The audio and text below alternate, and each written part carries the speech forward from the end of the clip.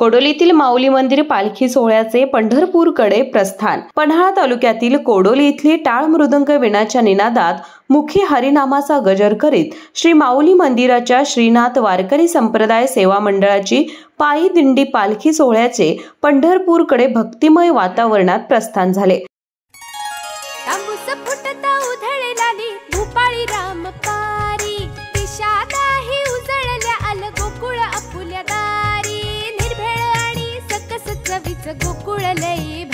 गोकुळची दर्जेदार दुग्ध उत्पादने। गोकुळ अस्सल चव कोल्हापूरची।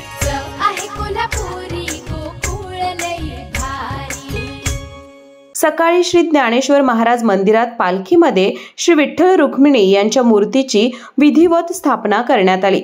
पालखी रथाचे तसेच श्री ज्ञानेश्वर माऊली यांच्या प्रतिमेचे पूजन सरपंच सौ सुनीता केकरे, सूरज बजागे, डॉक्टर अभिजित पाटील, डॉक्टर सुनील पाटील, किरण विजय पाटील यांच्या हस्ते झाले। श्रींचा पालखी सोहळा कोडोलीतील श्री कोटेश्वर मंदिर, बुगले गल्ली, छत्रपती चौक, सर्वोदय चौक, MSCB फाटा मार्गावर भाविक भक्तांनी दर्शनाचा लाभ घेतला।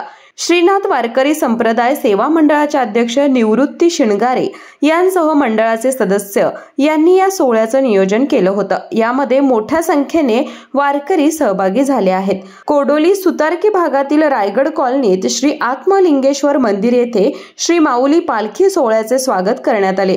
येथील सभा मंडपात पालखी पूजन केल्यावर भाविकांनी दर्शनाचा लाभ घेतला। शाहूराजे युवा आणि महिला मंचच्या वतीनं दिनेश पाटील, ओमकार पाटील, गौरव पाटील, सुहास पाटील, विश्वनाथ संगपाळ, गणेश पाटील यांसह महिलांनी पालखी सोहळ्याचे व्यवस्थापन केले।